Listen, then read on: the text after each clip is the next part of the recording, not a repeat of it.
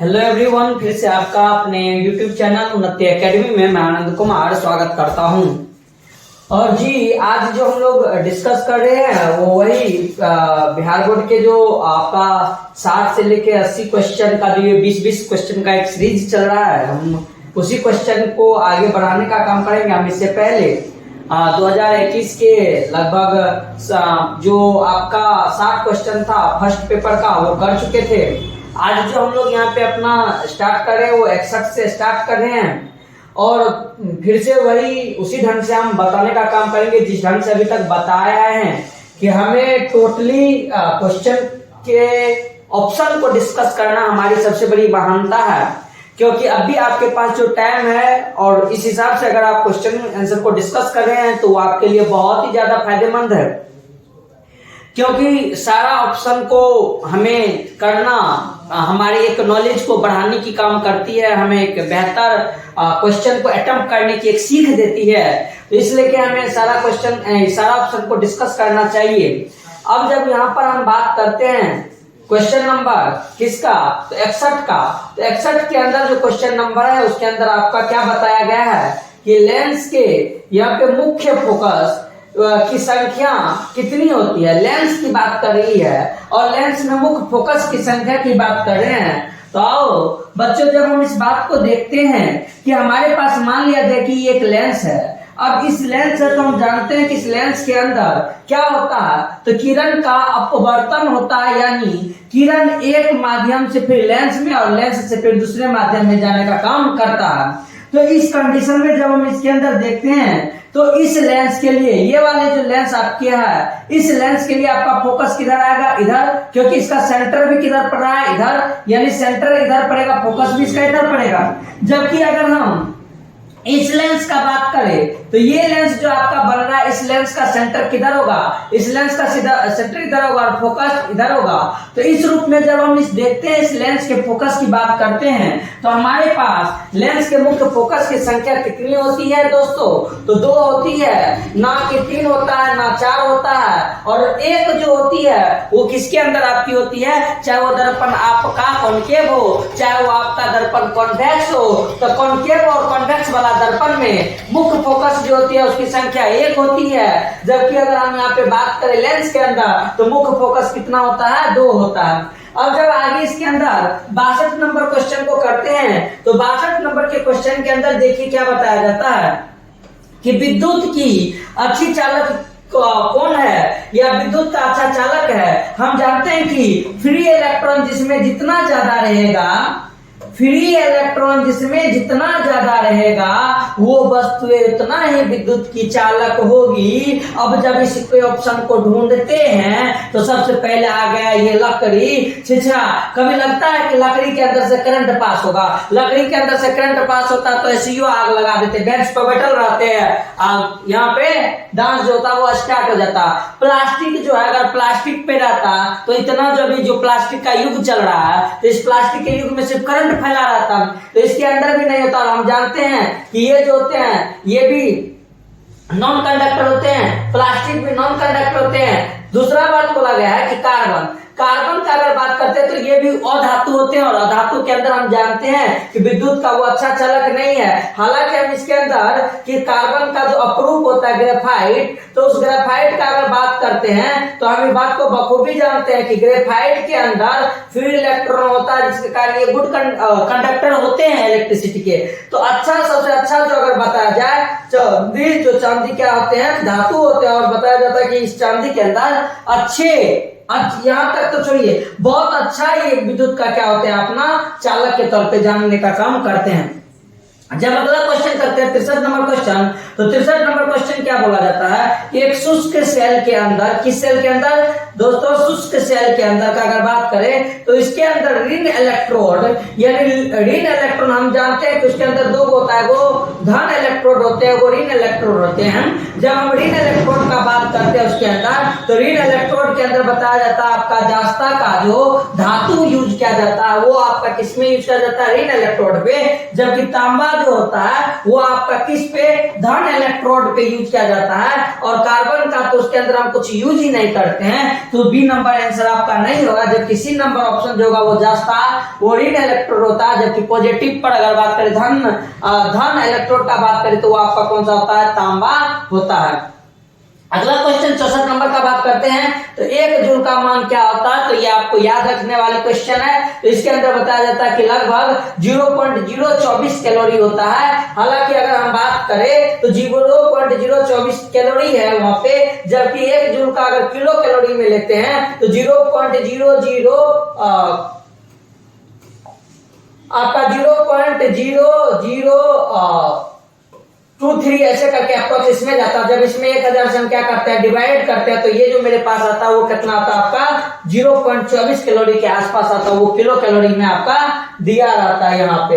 तो फिर जब आगे बात करते हैं तो बताया जाता है कि वनस्पति तेल, हमें बात जानते हैं कि फैटी तेल जो होता है, वनस्पति तेल जो होते हैं, ये कार्बन का एक बहुत बड़े श्रृंखला, लंबा चेन का श्रृंखला होता है, उसके द्वारा ये बताया जाता है कि वनस्पति तेल जो होती है उसमें पाया जाता है। तो इसमें क्या बताया जाता है कि ये लंबी संतृप्त हाइड्रोकार्बन की श्रृंखला होती है, लंबी और संतृप्त हाइड्रोकार्बन। अब सबसे पहली बात हमें समझना है कि संतृप्त हाइड्रोकार्बन किसको कहते हैं। तो दोस्तों, जब कार्बन कार्बन के बीच में बताया जाता है कि सिंगल बॉन्ड होता है तो हम उसे संतृप्त बोलते हैं, और कार्बन कार्बन के बीच में जब डबल बॉन्ड होता है तो हम उसको क्या बोलते हैं, असंतृप्त बोलते हैं। तो बताया जाता है कि लंबी संतृप्त हाइड्रोकार्बन की श्रृंखला से बताया जाता है कि वनस्पति तेल का क्या होता है, हम लोग का वहां पे निर्माण देखने को मिलता है। फिर आगे जब इसके अंदर का आगे क्वेश्चन करते हैं तो बताया क्या जाता है, अगला क्वेश्चन जब हम करते हैं 66 नंबर क्वेश्चन का जब हम बात करते हैं, किसका बात करते हैं, 66 नंबर का जब हम बात करते हैं तो क्या बताया जाता है,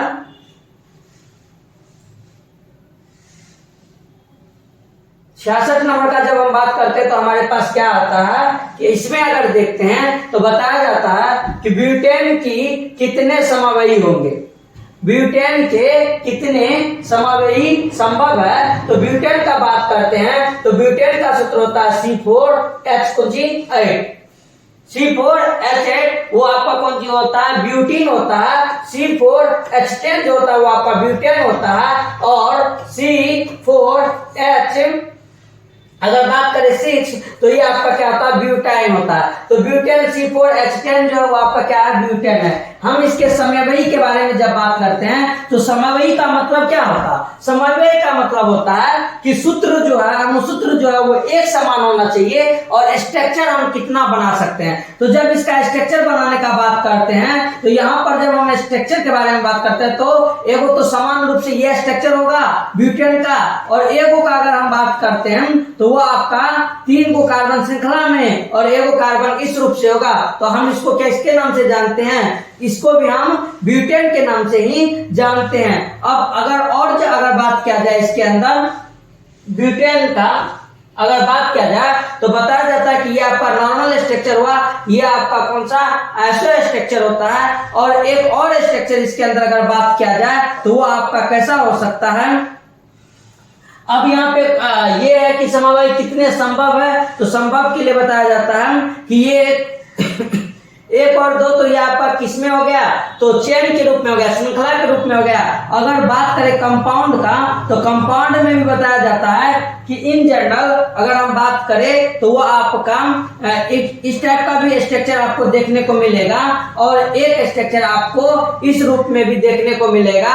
तो समवायी अगर बात किया जाए तो 4 गो इसके अंदर बन सकता है, लेकिन अगर चेन के अंदर का बात करें तो आपका एक नॉर्मल ये हुआ, एक ये हुआ, और एक जो है वो आपका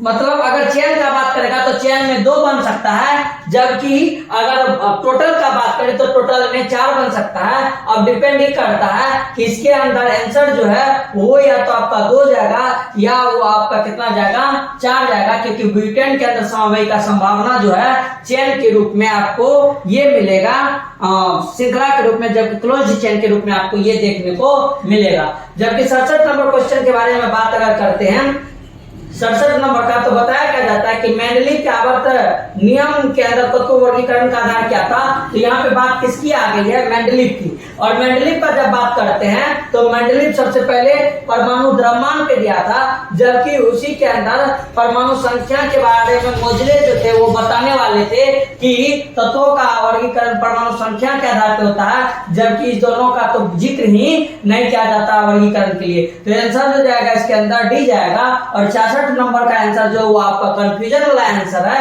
तो वो आप देख लीजिएगा कि अगर समवायी बोलेगा चेन वाला तो 2 गो बनेगा, जबकि अगर बात करेगा कौन सी वाला टोटल का, तो उसके अंदर क्या गो बनने का चांस है, 4 गो बनने का आपका चांस है।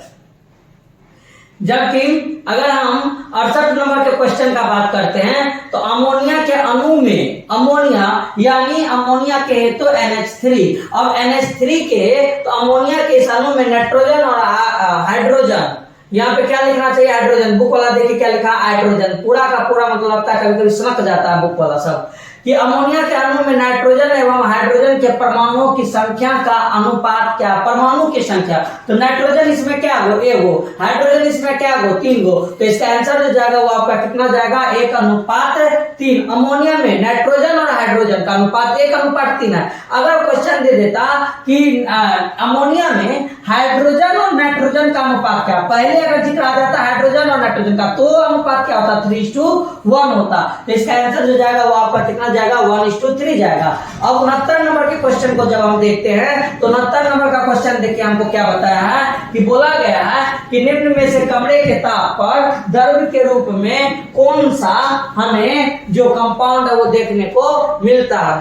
क्विज पे तो बताया जाता है कि निम्न में से कमरे के ताप पे द्रव्य पे, तो एक बात याद रखिए, C1 से लेके C4 तक जो होता है बताया जाता है ये आपका किस अवस्था में रहता है, कंपाउंड इसका कार्बन का गैसियस स्टेट में। और उसके बाद जो होता है वो आपका किसके अंदर रहता है, तो बताया जाता है कि द्रव या ठोस की अवस्था में। तो अब निम्न में से कमरे के ताप पे द्रव, तो एथेन जो होता है ये गैस के रूप में होता है, एथाइन जो होता है ये भी आपका नहीं होता, मीथेन जो होता है ये भी गैस में होता है। जबकि एथेनॉल का अगर बात किया जाए तो एथेनॉल कमरे के ताप पे बताया जाता है, किसमें दिखाई आपको पड़ता है, द्रव में पड़ता है। जब इसका सूत्र के बारे में बात करते हैं तो C2H5OH जो होता है इसका एथेनॉल का क्या होता है, सूत्र होता है। जबकि 70 नंबर क्वेश्चन का बात करते हैं तो बोला जाता है कि सिरका में निम्न में से कौन सा अम्ल पाया जाता है, सिरका का बात किया जाता है। ये H2SO4 टाइप का जो अम्ल होता है उसको हम गंधक बोलते हैं, जो कि ऑब्वियस सी बात है खतरनाक एसिड होता है भाई, वो रहेगा अम्ल के अंदर, सिरका के अंदर तो लेते मरिए जाते हैं।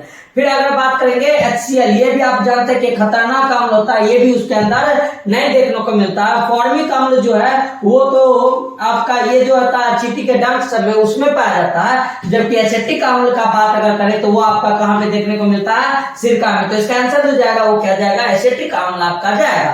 जबकि 71 नंबर के क्वेश्चन का बात करते हैं तो बताया जाता है कि निम्न में से कार्बन के अपरूप है, निम्न में से कार्बन के अपरूप है। क्वेश्चन देखिएगा, क्वेश्चन बोल रहा है कि निम्न में से कार्बन के अपरूप है, तो ग्रेफाइट, हीरा और फ्लोरीन ये तीनों का तीनों कार्बन का क्या है, अपरूप है। अब फिर से इसमें कुछ क्वेश्चन वाला चुतियापंथी कर दिया है कि आंसर दे दिया है कौन सी, डी, हाँ डी। जबकि डी में आंसर होना चाहिए ऑल ऑफ दीज, कौन सी होना चाहिए, ऑल ऑफ दी, इनमें से सभी होना चाहिए। तो ये भी आंसर आपका शायद गलत हो सकता है, आप देख लीजिएगा। तो बताया जाता है कि निम्न में से कार्बन के अप्रूप कौन है, तो ग्रेफाइट, हीरा, फ्लोरीन तीनों का तीनों अप्रूप है कार्बन का, और आंसर जाएगा इनमें से सभी। फिर बताया जाता है कि 72, अब यहाँ पे रटने वाला जो छोरा सब होगा वो रटने वाला छोरा सब का छिछरापन ही निकल जाएगा, वो मुंह घुमा लेगा एग्जाम में, जब जाएगा क्वेश्चन आ गया तो वो अपने दांत बांध देगा।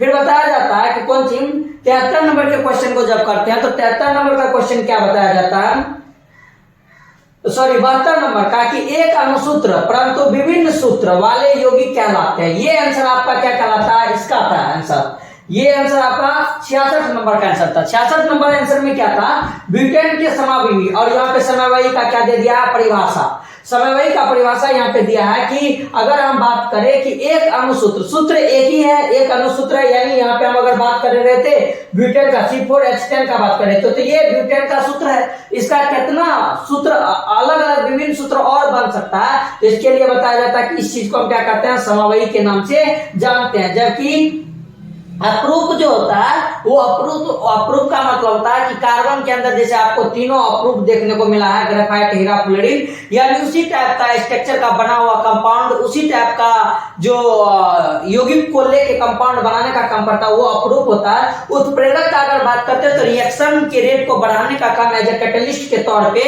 जल्दी से रिएक्शन हो सकता है, उसे हम उत्प्रेरक के रूप में देखते हैं। और बहुलक का मतलब होता है कि छोटका अणु जब बहुत ज्यादा मिल जाता है तो हम उसको क्या बोलते हैं, बहुलक के नाम से जानते हैं।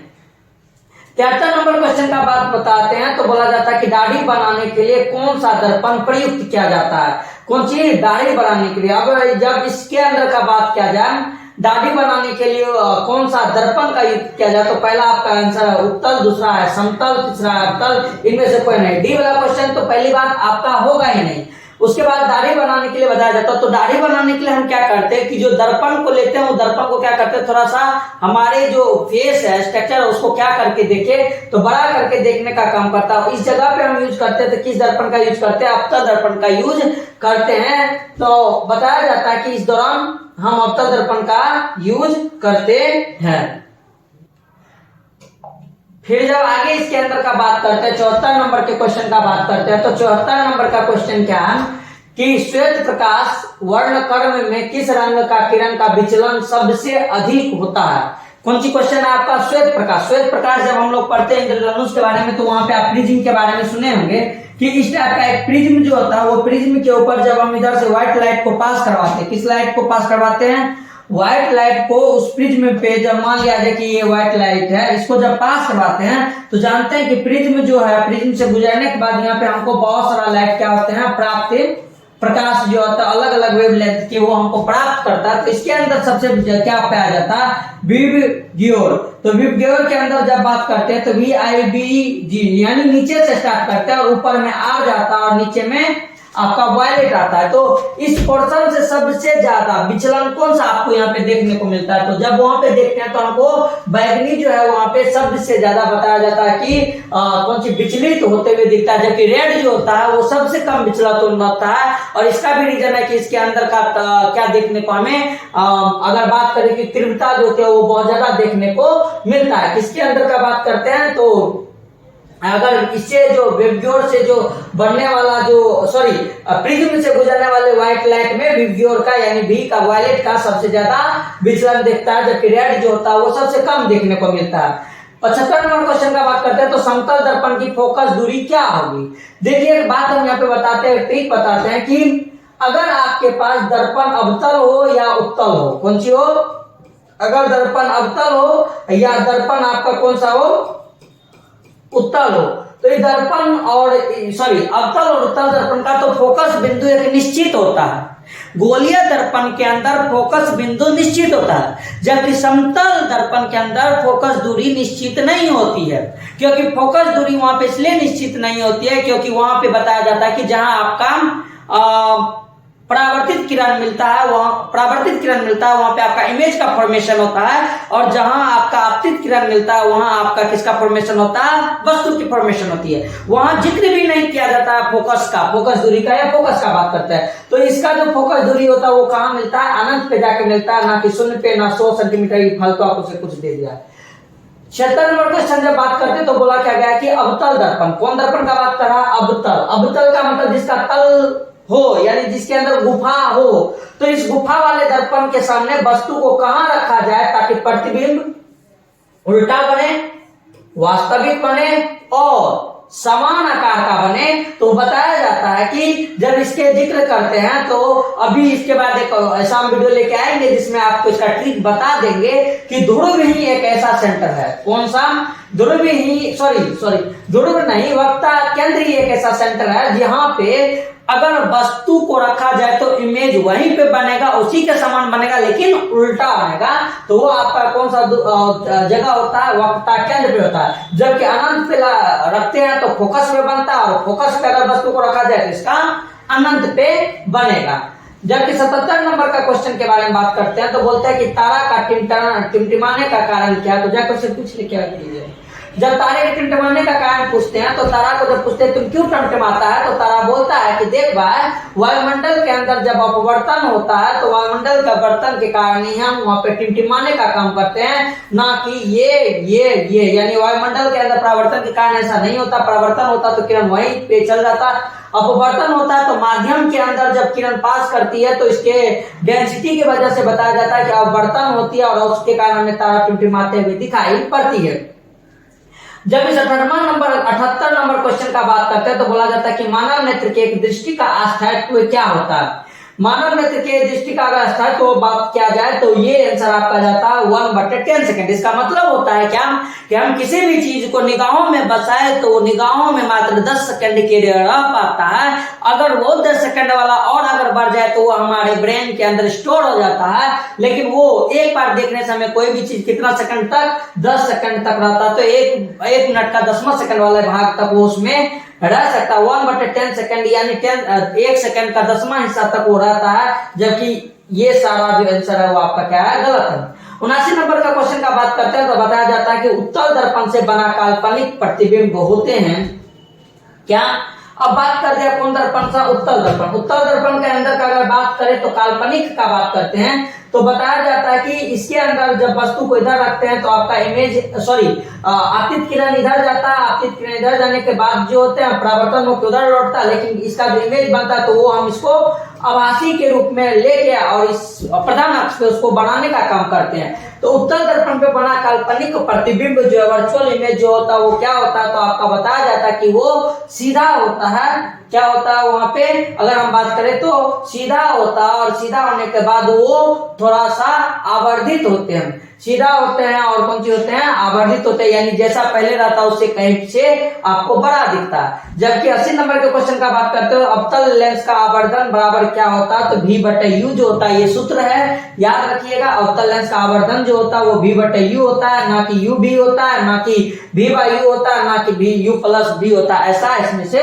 कुछ नहीं होता। तो इस तरह से आपका बताया जाता है कि 2021 के पहला जो आपका एग्जाम का क्वेश्चन था उसको हम डिस्कस किया। और फिर से आपको बता दे कि जो भी आप क्वेश्चन डिस्कस अभी के दौर में कर रहे हैं ऑप्शनल का, तो आप चारों का चारों आंसर पे डिस्कस कीजिए, ताकि एक साथ आप चारों क्वेश्चन को बना सकते हैं। रटने से कोई फायदा नहीं है, क्योंकि इसी के अंदर आप देख रहे हैं कि बहुत सारा आंसर जो है वो क्या है, गलत अल्लड़ बल्लड़ दे दिया गया है। तो हम आशा करते हैं कि ये वीडियो आप लोग को बहुत पसंद आएगा। Thank you.